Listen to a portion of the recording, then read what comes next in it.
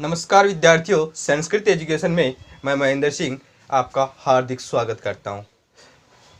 कल हम पढ़ रहे थे शब्द रूप। कल हम शब्द रूप का अध्ययन कर रहे थे, जिसमें सबसे पहले हमने पढ़ा था राम अकारांत पुल्लिंग का। इसका पढ़ा था राम अकारांत पुल्लिंग के शब्द रूप पढ़े थे हमने। यानी ऐसा कोई भी शब्द जिसके अंत में अ आता हो वो अकारांत होता है, यानी जिसके अंत में अ आता है वो अकारांत होता है। उसके शब्द रूप किसके अनुसार बनेंगे? राम के अनुसार, जिसमें आपको बालक, वृक्ष, शौचिक, जैसे इनके अंत में आ रहा है, इनके शब्द रूप किसके अनुसार बनेंगे? राम के अनुसार बनेंगे। और राम के अनुसार इनके शब्द रूप हम बना सकते हैं पूरे के पूरे। इसके बाद में हमने इसके अंत में एक बात और की थी कि कोई भी शब्द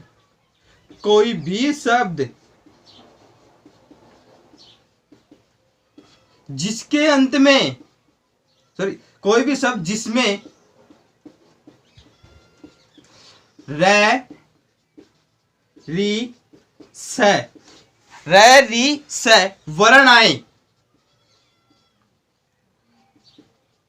कोई भी शब्द जिसमें रै री स ये वर्ण आए, तब शब्द रूप बनाते समय जहां पर भी पूरा न हमें मिलता है, कहीं पर भी, चाहे तृतीया एकवचन हो या षष्ठी बहुवचन हो या प्रथमा द्वितीया बहुवचन हो, कहीं पर भी अगर न पूरा आता है, वहां पे न के स्थान पर क्या बनेगा?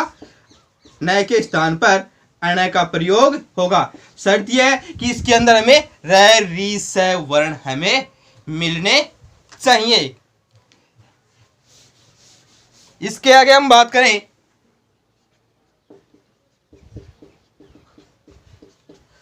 नोट नंबर 2, ए आ व्यंजन वर्ण के बाद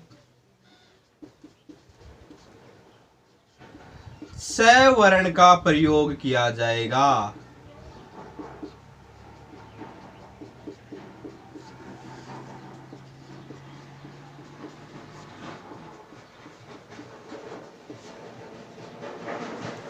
क्या लिखा हमने? ए आ व्यंजन वर्ण, यानी स से पहले ए आ और व्यंजन वर्ण हो तो हम कौन सा स का प्रयोग करेंगे? इस तीसरे स का। जैसे हमने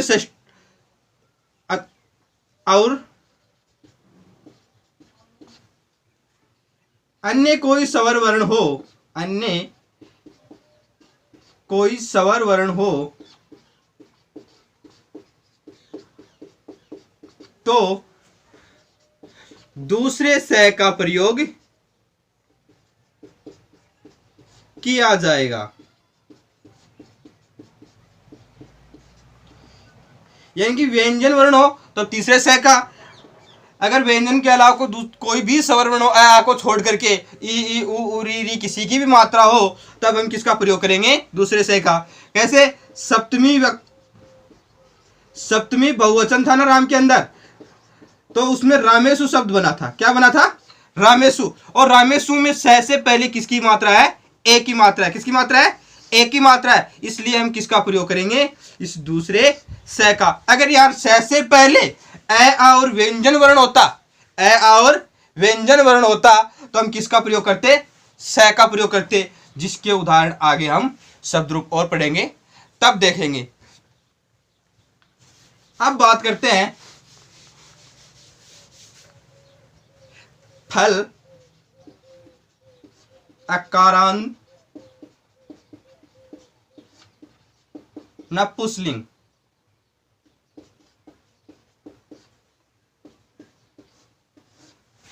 कल हमने पढ़ा था राम पुल्लिंग अकारांत के शब्द रूप। आज हम अध्ययन करेंगे फल अकारांत नपुंसकलिंग के।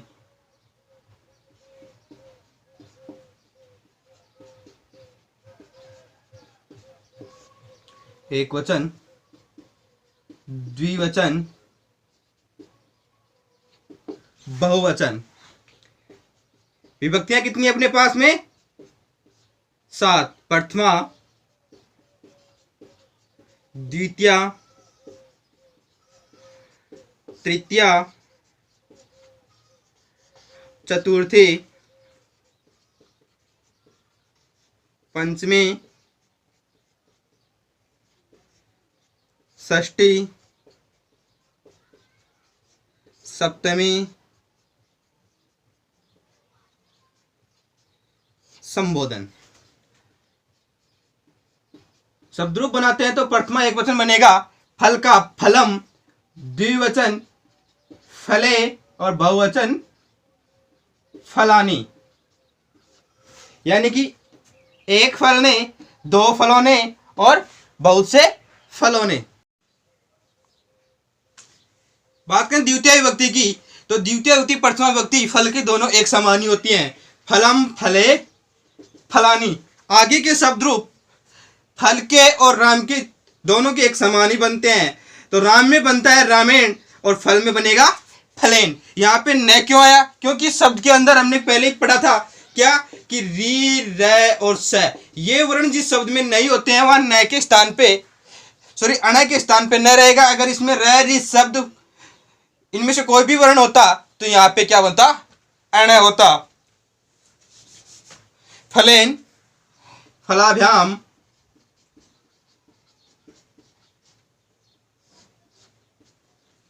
फलाय,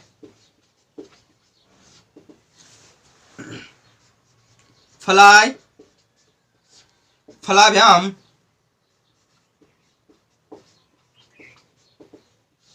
फलेभे,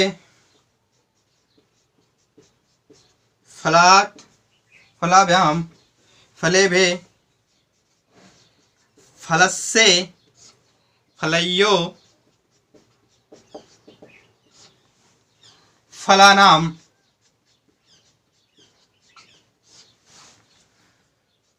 फले, फलयो, फलेसु। हमने लास्ट में लिखा था कि जहां पर स से पहले अगर ए और व्यंजन वर्ण होता है तब तीसरा स लगाएंगे। अगर ए के अलावा कोई दूसरी स्वर की मात्रा हो, ई, उ, री, री, ए, आई, ओ, औ किसी की भी मात्रा हो तो वहां पे हम किसका प्रयोग करेंगे? दूसरे स का। हे फलम,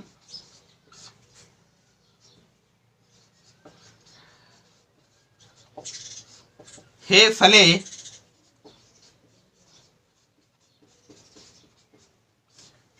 हे फलानी। ध्यान दें तो राम के और फल के दोनों के शब्द रूप सेम सेम बनते हैं। खाली जो प्रथमा और द्वितीय विभक्ति है वो अलग बनती है और बाकी नीचे का जो पूरा का पूरा है सारा का सारा शब्द रूप है वो कंप्लीटली किसके अनुसार बनता है? राम के अनुसार। इसके अलावा पुस्तक यानी निर्जीव जो वस्तुएं हैं, पुस्तक, मित्र, पत्र आदि, इनके शब्द रूप किसके अनुसार बनेंगे? फल आकारांत के अनुसार। किस प्रकार बनेंगे वो अब बना के देखते हैं। पत्र का बनाए तो क्या बन जाएगा? पत्रम। इस द्विवचन बनाएंगे तो क्या बन जाएगा? पत्रे। और बहुवचन में क्या बनेगा? यहाँ फलानी है। और हमने सबसे पहले क्या पढ़ा था? जहां पे न होता है और जिस शब्द में र, री, स होता है वहां पे न का अण बन जाता है। तो पत्र के अंदर, भाई पत्र के अंदर क्या है? र जुड़ा हुआ है तो इसमें न का क्या बन जाएगा? अण। तो ये शब्द क्या बन जाएगा? पत्राणी। इसी प्रकार यहां पे है फलेन किस जगह बनाए तो क्या बन जाएगा? पत्रेण। षष्ठी बनाए पत्रयो। फलानाम षष्ठी बहुवचन बनाएंगे तो क्या बन जाएगा? पत्राणाम। इस प्रकार हम पुस्तक, मित्र, पत्र किसी के भी शब्द रूप इसके अनुसार बना सकते हैं।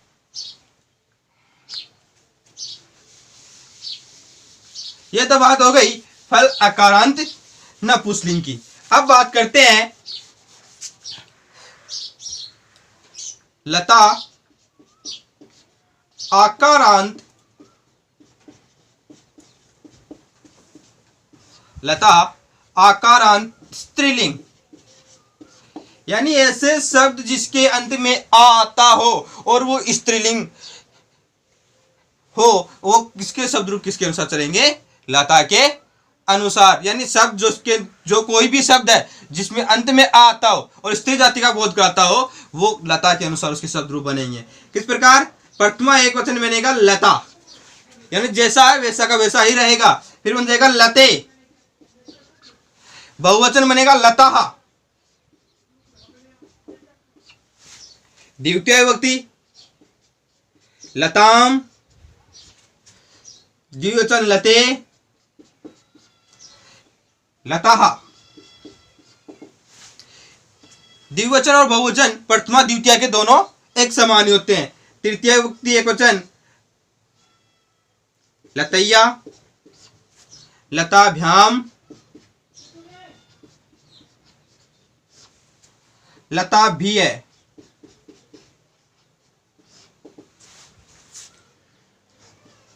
लताए, लताभ्याम, लताभ्यय, लतायः, लताभ्याम, लताभ्यय, लताया, लतयो, लतानाम। सप्तमी लतायाम, लतयो, लतासु। थोड़ी देर पहले पढ़ा था हमने कि जहां पर स से पहले ए आ और व्यंजन वर्ण होता है तो तीसरे स का प्रयोग करते हैं। तो हम यहाँ पे स से पहले क्या आया? आ वर्ण आ रहा है, तो हम यहाँ किसका प्रयोग करेंगे? तीसरे स का प्रयोग करेंगे। संबोधन हे लते,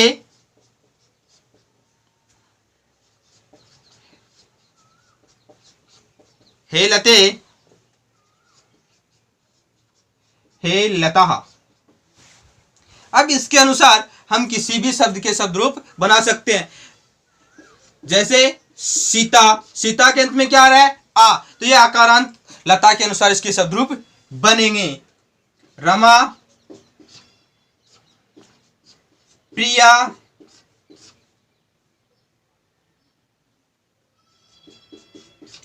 कोई भी शब्द जिसके अंत में आ आता हो और स्त्रीलिंग का बोध कराता हो, उसके शब्द रूप किसके अनुसार बनेंगे?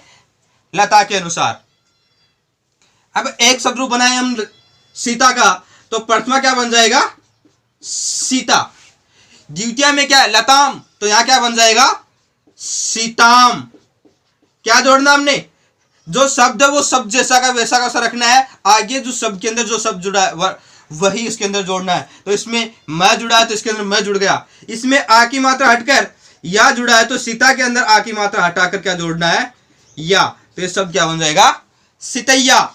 इसी प्रकार इसमें बनाए तो क्या बनेगा? आई की मात्रा लगी आगे तो सीताये। लताया, सीताया, लतायाम, तो क्या हो जाएगा? सीतायाम। इसमें से ध्यान रखना है, हलंत, विसर्ग और मात्राओं का बहुत ही ज्यादा ध्यान रखना है। इन चीजों की गलती होती है तो पूरा का पूरा बना बनाए काम बिगड़ सकता है। यानी एक वचन को हम बहुवचन में तब्दील कर सकते हैं अगर मात्राओं की गलती हमने की है तो। अब आगे अध्ययन करते हैं।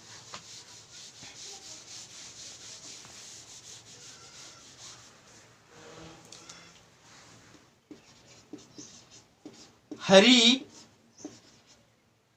इकारांत पुल्लिंग। छोटी ही है तो छोटी इकारांत पुल्लिंग। कोई भी शब्द जो पुल्लिंग का और जिसके अंदर छोटी ई की मात्रा आ रही हो उसके शब्द रूप किसके अनुसार बनाएंगे हम? हरि के अनुसार। कैसे? प्रथमा एक वचन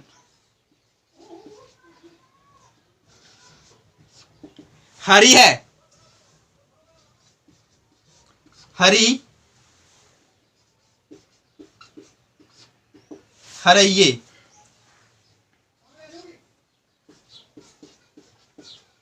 हरीम, हरी, हरिन। एक चीज हमें ध्यान रखनी है, यहां पर हमेशा बड़ी मात्रा का प्रयोग ही होगा। किसी के भी शब्द रूप बनाएंगे तो हमेशा यहाँ बड़ी मात्रा का प्रयोग ही होगा और द्विवचन में भी बड़ी मात्रा का ही प्रयोग होगा। यहाँ पर भी कभी भूलवश छोटी मात्रा नहीं लगानी है। तृतीया हरिणा, यहाँ न क्यों आया? क्योंकि शब्द के अंदर क्या आ रहा है? र आ रहा है, तो यहाँ न के स्थान पे क्या बनेगा? अण।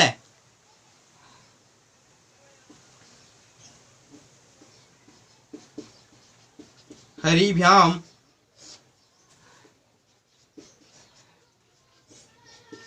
हरिभ्य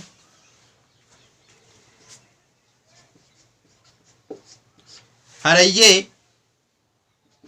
हरिभ्याम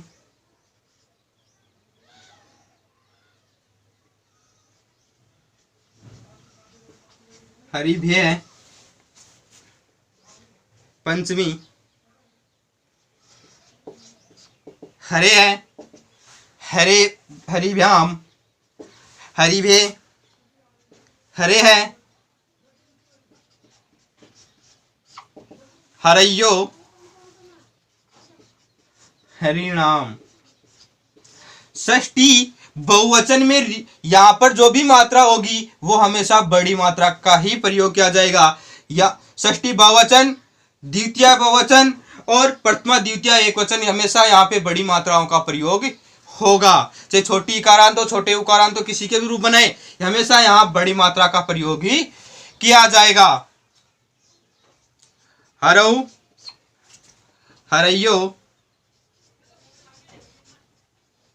हरिसु। हमने पहले पढ़ा था ये स कहाँ आएगा, उससे पहले हमें वाली मात्रा देखनी पड़ेगी। ए आ होता तो तीसरा स आता, लेकिन यहाँ पे ए आ को छोड़कर दूसरी मात्रा है तो यहाँ पे क्या आएगा? दूसरा स। हे हरे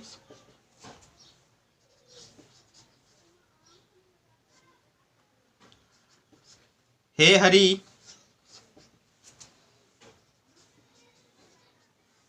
हे हरये। कोई भी शब्द जिसके अंत में छोटी ई की मात्रा और पुल्लिंग का अर्थ को बोध कराते हो उसके रूप किसके अनुसार बनाएंगे हम? छोटी इकारांत के अनुसार। जैसे रवि, मुनि, कवि आदि।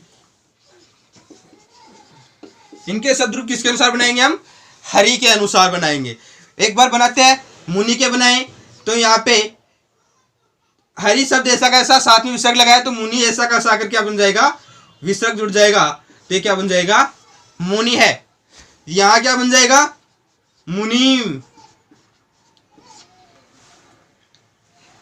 बहुवचन बनाए तो यहाँ पे रह के ई की मात्रा हट गई, ये जुड़ा हुआ है तो न के ई की मात्रा हटा करके यह जोड़ दो, शब्द बन जाएगा मुनय्ये। अब बात आती है यहाँ पे न आ रहा है, पीछे रह आ रहा है तो न क्यों नहीं बना? तो हमने पहले ही बोला था कि यहाँ पे न क्या होना चाहिए? पूरा होना चाहिए, आधा नहीं होना चाहिए।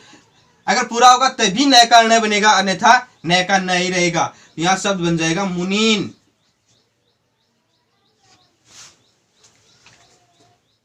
मुनीना।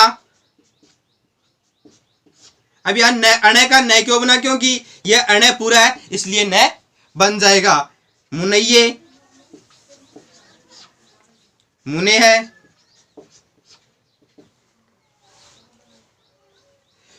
बनाए तो षष्ठी बहुवचन मुनि नाम। मात्रा का स्पेशली ध्यान रखना है, यहाँ पे हमेशा बड़ी मात्रा का ही प्रयोग करना, छोटी मात्रा का प्रयोग नहीं करना। अगर कहीं पर भी हम जैसे यहाँ बड़ी छोटी मात्रा यहाँ बड़ी मात्रा है, अगर छोटी मात्रा प्रयोग करेंगे तो एक वचन बन जाएगा तो वहां एक संख्या का बोध होगा, अगर बड़ी लगाएंगे तो दो संख्याओं का बोध होगा, यानी द्विवचन बन जाएगा। तो यह चीज ध्यान रखने की योग्य बातें हैं। हरयो तो मुनि का बनाएंगे तो क्या बनेगा? मुनय्यो। क्यों बना मुनय्यो? नयादा क्यों आया? ये रह ऊपर क्यों चला गया? क्योंकि हरि के अंदर क्या अपने पास में? हरि में रह है अपने पास में, ई की मात्रा हट रही है तो मुनि में क्या अपने पास? मुनि में क्या है? न है तो ई की मात्रा हट जाएगी तो न आधा हो गया, इधर रह भी आधा है। आगे ई की मात्रा वो ए में बदल जाती है संधि होकर के, तो यह बन जाएगा और ये न आधा रह जाएगा, क्योंकि न का प्रयोग हम ऊपर नहीं कर सकते, इसलिए न का प्रयोग नीचे ही होगा। या फिर हम ऐसे भी लिख सकते हैं मुनैये, मुनैयो, जो भी अपने अच्छा लगे वो लिख सकते हैं। आज के लिए इतना ही, धन्यवाद।